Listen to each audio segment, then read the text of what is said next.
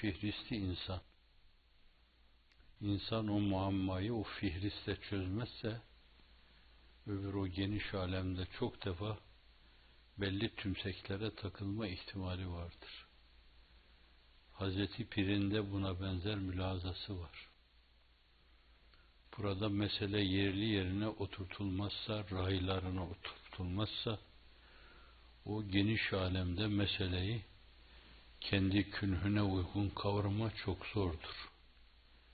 Orada insan bazen naturalizme, bazen materyalizme, bazen ateizme, bazen deizme yuvarlanıverir de hiç farkına varamaz.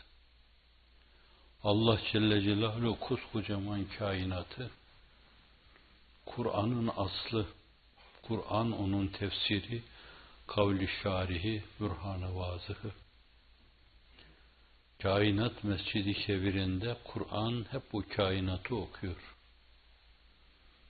Öyle olsun diye, o Kur'an'la o kainat arasında münasebet olsun diye Allah nebiler göndermiş. Nebilerle o muammanın sırlı anahtarını insanlığa bağışlamış. O sayede siz kainatı doğru okuyabilirsiniz. Yoksa biraz evvel bahsettiğim o değişik izimler, onlardan bir tanesine takılmanız, kusura bakmayın, kaçınılmaz olur. Temkinli olmamız lazım. Belki insanın en evvela kendine bakması lazım. Muhiddin İbn Arabi'nin ifadesiyle min haythu ana değil, min haythu huve veya min haythu ente. Kendimize bakarken sen hesabıyla bakmak, o hesabıyla bakmak. Yanıltmayan mülaza budur. Kendine doğrudan doğruya kendin olarak bakarsan, 30. sözde ifade edildiği gibi bir vahidi kıyasi, esas onun varlığını göstermeye bir ölçek, bir mihenk belki bir endaze olan o şeyi kendi hesabına kullanmış ve olumsuz neticelere, buna da netice denecekse, neticesizliklere yuvarlanmış olursun. Ama kendine bakarken esas o mülahazasıyla bakmak lazım yani. Hüve ile kendine bakmak lazım. Hüve kelimesinin 2 tane gözü vardır. İnsanın da 2 gözü var. İnsan işte o 2 gözden 2 gözünü kullanarak kendine bakması lazım. Bunun ötesinde il alem sizi nereye koyarsa koysun, hakkınızda ne derse desin önemi yoktur. Çünkü böyle yaparsanız en önemli olan şeyi keşfetmiş sayılırsınız. Kendinizi keşfetmiş, o kenzi mahfiyi de keşfetmiş sayılırsınız. Gerçi zayıf hadis, fakat manası doğru. Küntü kenzen mahfiyen فَاَرَدْتُ اَنْ عَوْرَفَ فَخَلَقْتُ الْخَلْقَ. Ben bir kenzi mahfiydim, bilinmez bir hazine. Zat-ı uluhiyet bir teşbihle, bir istare kendini öyle ifade ediyor. Varlığın çehresinde, insanın çehresinde, insanın ledünni yapısında onun okunması, onun bilinmesi lazım. Ben diyor bilinmek istedim, onun için mahlukatı yarattım. İnsan gibi, cin gibi, melek gibi zişuur varlıklar. Kim bilir onlardan evvel mesele ezelle irtibatlandırılırsa, Allah kendi büyüklüğünü, azametini müşahede etmek için daha ne aynalar yarattı. Ve her zaman o yarattığı aynalarda kendi azametini, üluhiyetini, hayat, ilim, semi, basar, irade, kudret, kelam, tekvin, bu yönüyle temaşa etti kendini. Zati sıfatlar itibariyle vücut, kıdem, beka, vahdaniyet, muhalifetün lil havadis, kıyamun bi nefsi. müşahede etti kendisini. Yarattığı ve yarattığı şeylerin çehresinde kendisini gördü. Ve kendisinin okunmasını istedi bizden. Halk, ibta, inşa, ihya, imate, terzik dedi. Ve bütün bu sıfatları bize duyurmak suretiyle bize hem konumumuzu hatırlattı, hem de onun bir kemmu keyf ne olduğunu, ona konum demeyi saygısızlık saydığımdan dolayı mukabele mülahazasıyla o tabiri betahsiz kullanmadım. Bu açıdan da esas bizim durumumuz, bizim konumumuz, hususiyetlerimiz, bizden beklenen şeylerin ortaya konması adına çok önemlidir. Acaba ahseni takvimen mazhar olan insan niçin yaratılmıştır? Cinnin bir yaratılma hikmeti vardır. Min maricin min nar. Meleğin bir yaratılma hikmeti vardır. Hazreti Ayşe hadisiyle radıyallahu anha elfe merrat, Allah melekleri nurdan yarattı. İnsanı da min salsalin kel fakhar, bir balçıktan yarattı. Özü, mahiyeti o. Toz toprak karışımı, güneş alaşımı, nebatat alaşımı, işte öyle karma karışık bir bulamaç mı diyelim? Bir bulamaçtan yarattı Allah Celle Celaluhu. Onlar da birer aynı olarak farklı şekilde azamet ve üluhiyetini müşahede etti. Evet, el azametü izari vel kibriyâ ridâi dedi. İnsanın da bir yaratılışının gayesi vardı. İnsan o gayeyi takip etmesi lazım geliyordu. Kur'an-ı Kerim'e göre ve ma halaktul cinne vel inse illa liya'budun. İns ve cinni bana kulluk yapsınlar diye yarattım.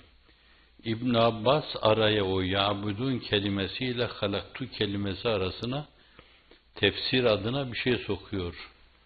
Ve ma halaktul cinne vel inse illa liya'rifun. Thumme liya'budun. İns ve cinni beni bilsinler diye yarattım. Tabi bilince kulluk yapacaksınız. Ama o kulluğu yaparken kulluğun adabına uygun yapacaksınız. Kulluğa delice kendinizi verseniz dahi kulluk diyoruz yani. Bu en basit avamca ifadesiyle ibadet, havasça ifadesiyle ubudiyet, ahassi havasça haslar, hasınca ifadesi de ubudet. Onun mabudiyeti karşısında bütün kendinden geçerek, kendini düşünmeyerek sadece meseleyi ona kulluğa bağlama. Öyle bilmezdim kendimi, o ben miyim ya ben o mu? Aşıkların budur deme yandıkça yandım bir su verir. Kendini bilmeyecek kadar onda fena bulma. Sofice ifadesiyle buna fena fillah, bekabillah, maallah denir.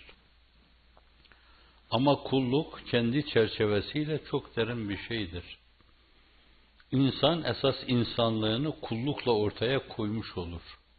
Burada farklı bir mülahaza, gerçek müminlik muamele ile belli olur.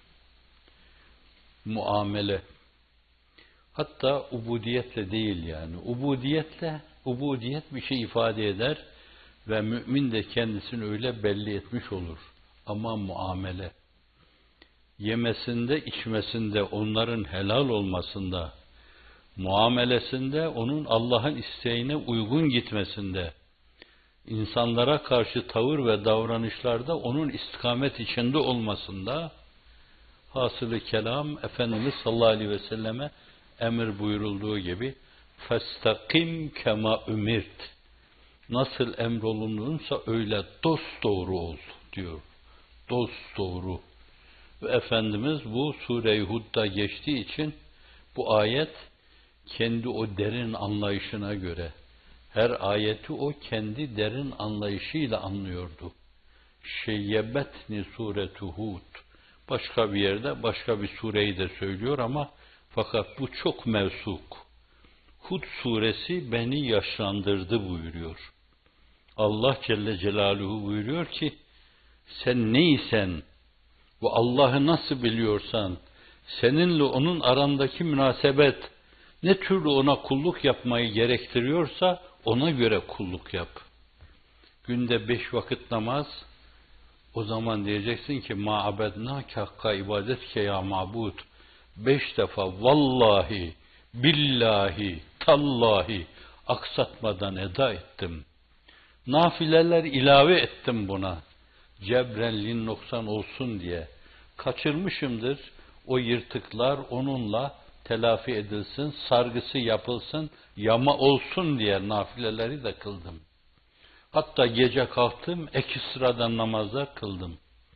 Hatta yetmiyor diye bunlar dualarda, tazarrularda, niyazlarda bulundum. Ama ne yaparsak yapalım, onun bize karşı olan şeyleri karşısında bence soluklarımız hep ma abednâke hakka ibadetke ya mabud. Sana hakkıyla ibadet edemedik. İbadet yapıyorsak ubudiyette bulunamadık. Tam teslim olamadık. Zimmamı sana veremedik. İstediğin gibi senin bizi sevk etmene tam inkiyat gösteremedik. Serkeşlik ettik. İnhiraflar yaşadık. Muamelede istikameti koruyamadık. Veya ubudiyet yapıyorsak, ubudet çerçevesinde o kulluk da bizim vazifemiz, senin de hakkındı. İşte onu yapamadık. Mülahazasıyla yine ma abednâke hakka ibadetke ya mabud. Bizi yarattın, ahsen takvime mazhar ettin. Öyle bir kıvam, öyle bir donanım, öyle bir şıklık bize lütfettin ki, birinin ifadesiyle, eğer Allah'tan başka birine secde caiz olsaydı, insan öyle mükemmel bir varlık ki ona secde edilebilirdi. Ben ahseni takvime mazhar yaptım. Varlığın fihristi haline getirdim seni. En muzeci hulasası haline getirdim. Bütün varlığı okumak mı istiyorsun? Tanımak mı istiyorsun? Onların özünü, üsaresini sıkmak, ondan bir şey çıkarmak mı istiyorsun? Kendi üzerinde kemale hassasiyetle dur, onu kendinde görmeye çalış. Çünkü ben seni o mükemmelliyette yarattım. Şimdi bu zaviyeden böyle bir eltaf-ı ilahiye mazhar insan, acaba onu ne kadar bilirse bilsin, hakkı şu değil midir? Ma arefnâke hakka marifetke ya maruf. Seni hakkıyla bilemedik. Ey her şeyden ayan beyan olan Allah. Hazreti Pir'in ifadesiyle şiddeti zuhurundan gizli olan Allah. Sen ol zahirsin ki ne olduğun bilinmez. Bu ol batınsın ki hiçbir şeyden gizlenmez. Neye bakarsan bak, her şey ona bir aynadır. Her şey onu gösteriyor. Evet. Ve en son mirat-ı Muhammed'den Allah görünür daim. Halinden, dilinden, mesajından, sıdkından, emanetinden, tebliğinden, ismetinden, fetanetinden. Baktığınız zaman o şeffaf aynada hep onu görüyorsunuz. O zaman ma'arefnâke hakka marifete ya maruf demek lazım. Ne yaparsanız yapınız. Onca ni'am-ı subhani ilahi karşısında ona karşı ne kadar hamd etseniz, otursanız, kalksanız, elhamdülillah, elhamdülillah, elhamdülillah. Neye elhamdülillah? Allah Celle Celaluhu var etmesine elhamdülillah. Canlı yapmasına elhamdülillah. İnsan olarak yaratmasına elhamdülillah. İnsanlık şuurunu lütfetmesine elhamdülillah. Hz. Muhammed Mustafa gibi bir serkarın arkasında yürüme imkanlarını bahşetmesine elhamdülillah. Böyle bir elhamdülillah şuurunu size lütfettiği için bunları diyorsanız şayet, o lütfa da bir elhamdülillah. Ha onun şuurunda olduğunuz, ona da bir elhamdülillah. Bir hak dostunun dediği gibi sürekli hamd etme, hep hamd edip dursanız, yine de ona karşı o mevzuda vazifenizi eda etmiş olamazsınız. Onun hakkını yerine getirmiş olamazsınız. O zaman da Ma hamidnâke hakka hamdike ya Mahmud.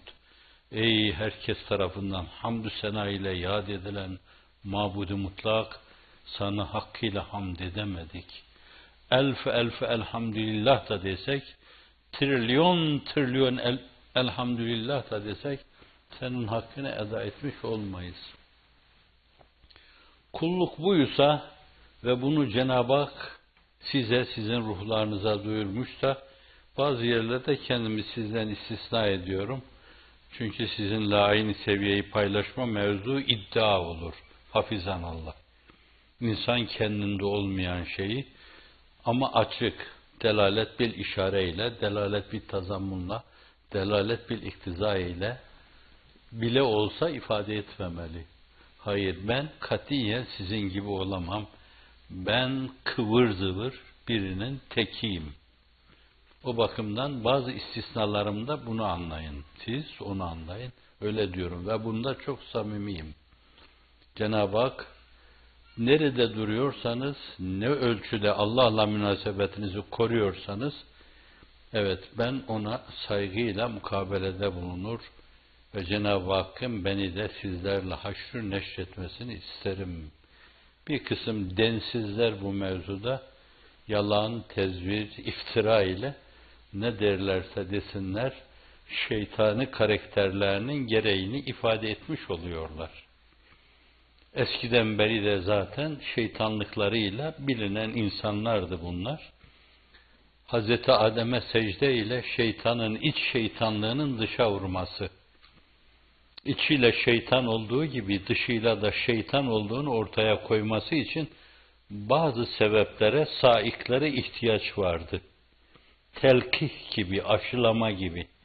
Böyle bir aşılama olunca onun içinde o kötülükler, o fısk, o fücura dair bir embriyolojik süreç başlıyor. Bu mevzuda Cenab-ı Hak karşısında Allah'ın izni inayetiyle ümitliyseniz, ümidinizi esas teşkil edecek şeyde dayanaklarınız varsa, Allah'ın izni inayetiyle elimizden geldiğince fettekullaha mastata'tum hakikatine uyarak, fettekullaha hakka tukatih değil, o akrabül mukarribinin işi. Allah'tan, Allah'ın ululuğu, büyüklüğü ve sizin küçüklüğünüz ölçüsünde korkun, endişe duyun, takva dairesi içinde bulunun ve kullukla iki büklüm olun. Onun manası oydu. Bu sahabinin belini bükmüş, asaya döndürmüş, iki büklüm hale getirmişti. Allah tadil etti. Objektif, fettekullaha mestatatum, takva dairesine teklifi mala yutak olmama esprisi içinde girin. Allah'ın himayesine öyle sığının, haramlardan kaçının, farzları yerine getirin, elinizden geldiğince vaciplerde kusur etmeyin, haram yemeyin, hukukullah'a ve hukuku ibada dokunmayın, yalan söylemeyin, insanlara iftirada bulunmayın. Eğer bu mevzuda şöyle böyle kendinden emniyet bence ahirette kendinden emin olamamanın en önemli bir emaresidir. Akibetinden emin olan, endişe duymayan, akibetinden endişe duyulur, korkulur.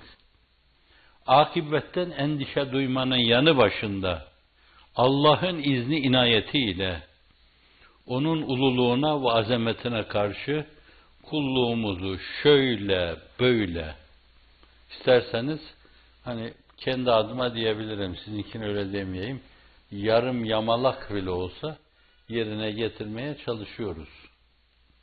Eğer böyleyseniz bence ne dünyada ne de ukvada Cenab-ı Hak sizi rezil ve rüsvay etmeyecektir. Emin olabilirsiniz. İnşallah. Ben hakkınızda, sizin gibi düşünenlerin hakkında bugün değişik kadre, haksızlığa maruz kalan insanlar hakkında mülahazam hep bu çizgide oldu. Onlar hakkında hep böyle düşündüm. Allah'ın izni inayetiyle size falana filana sülük deme densizliğini Allah yaptırtmadı. çete deme aşağılığını yaptırtmadı. Kimseye çete demediniz. Kimseye paralel deme bayağılığını irtikap etmediniz. Allah'ın izni inayetiyle. Bunların dininden şüphe ederim demek suretiyle kafir olma durumuna düşmediniz. Her gün bir yalan, bir iftira ile müminleri karalama, Allah karşısında öyle bir sukuta kendinizi maruz bırakmadınız. Ve bu güzide halinizi böyle devam ettirirseniz inşallahü teala el ne derse desin, ne türlü bağışlayın, bu tabirler yakışmaz bana. Fakat bazen sözün esas mevzuya mutabık olması, buna mevzuya mutabık söz derler dilciler. Mevzuya mutabık olması açısından bazen yakışmayan, sizin huzurunuza da yakışmayan, Allah huzurunda bulunmaya da yakışmayan, o türlü densizliklere düşmemiş iseniz şayet, dişinizi sıkmış, en olumsuz şeyler karşısında bile iradenizin hakkını vererek hep istikameti korumuş, muamelenizde hep istikameti gözetmiş, dininizin emirlerini kemale hassasiyetle yaşamaya dikkat etmiş iseniz şayet, el alem ne derse desin, dünyada sizi utandıracak bir şey yoktur. Kıtmir'e her şey diyebilirler. Kıtmir demeye kadar yolu açık bunun. İsterse it desinler, mahsuru yok. Ama hodri meydan. Elin alemin hırsızlıkların ayyuka çıktığı, irtikaflarının ayyuka çıktığı, ihtilasların ayyuka çıktığı, zihinlerin bu kirlerle bulandığı ve bütün dünyaya yayıldığı bir dönemde bütün maliyecilerini, bütün memurlarını salsınlar, o Kıtmir dediğiniz sizin küçük arkadaşınızın yeryüzünde bir dikili taşı varsa şayet, o dünyanın en aşağılık mahlukudur. En aşağılık bir köpeğidir, itidir. Fakat aynı şeyi onlar söyleyebilirler mi? Öyle bir taaddiyle onları karşı karşıya bırakmak istemem. Çünkü azıcık imanları varsa dememe mevzuunda zorlanırlar. Demeyi de o yalancı onurlarına yakıştıramazlar. Onun için mübahaleyi anlayamamış, muhaveleyi anlayamamış, müzakereyi anlayamamış, mülahaneyi anlayamamış, eçheli cühela, cehli mürekkep mahluku, bazı kimseleri böyle bir taaddiyle altından kalkamayacakları bir şeye zorlamak istemem. Biliyor musunuz çok defa aklımdan ne de geçti? Evet diyeyim onu.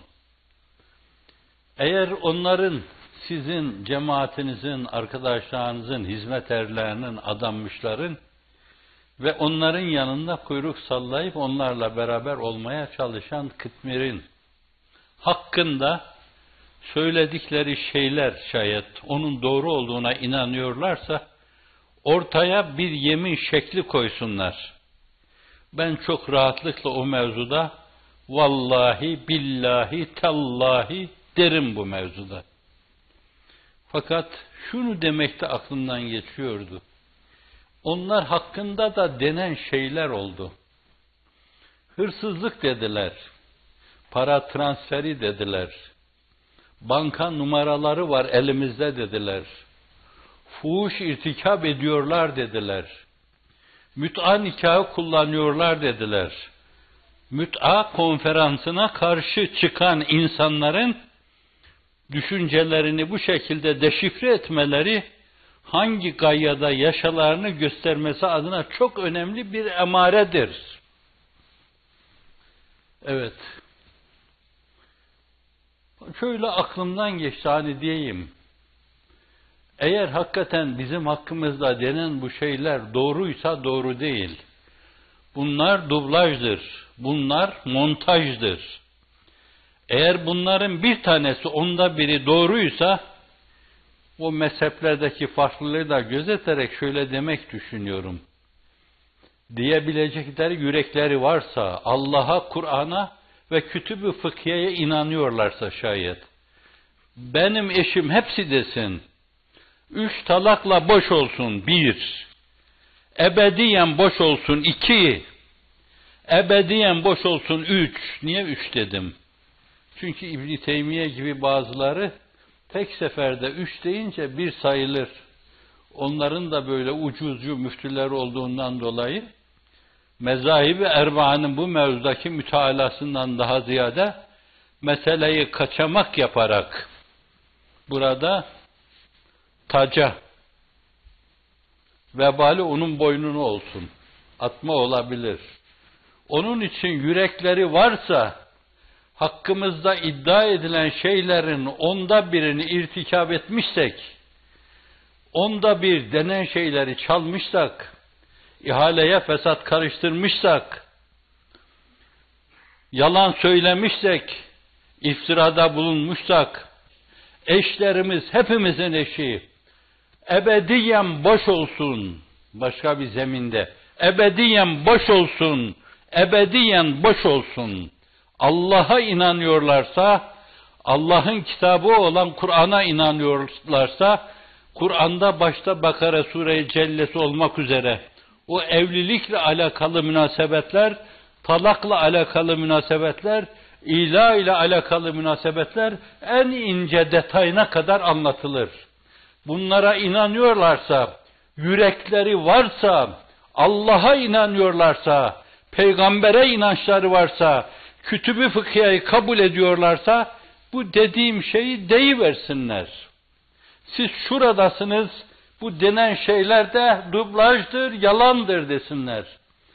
Benim öyle ailem olmadığından ben onu onlara bırakıyorum. Benim ne dememi istiyorlarsa araya gelsinler, kafa kafaya versinler, ortak akla müracaat etsinler.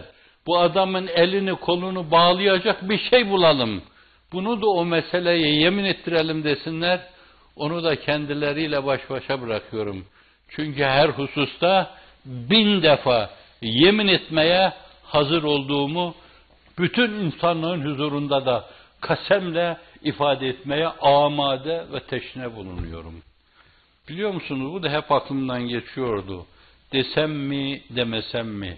Demem bir nezaketsizlik bu mevzuda, karakterimize uymayan bir laf ise şayet, Allah beni affetsin, siz de bağışlayın, kusura bakmayın.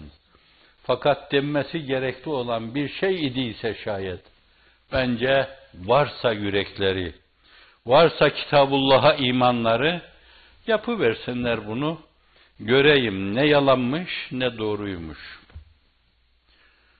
Ve siz de meseleye böyle bakın. Bir yönüyle bu mülahazayla geleceği daha iyi temaşa etmeye hazır olun. Yalanların nasıl döküldüğünü, hayatını yalana bağlamış, kezibe bağlamış insanların nasıl yüzü koyu Kur'an-ı Kerim'in dediği sürüm sürüm hale geldiklerini, burada bel büküp boyun kırdıkları gibi, öbür tarafta da yine Kur'an-ı Kerim diyor, sürüm sürüm cehenneme doğru sürüklenecekler. Fakat ben şahsen öyle olmalarını da istemem. Çünkü dualarımda hep Allah'ım bizlerin de onların da kalplerini ıslah eyle diye dua ediyorum. Dua etmediğim, ıslah et demediğim gün yok gibidir. Belki günde 5 defa. Buna da Rabbim şahittir. Siz de şahit olun. Vesselam.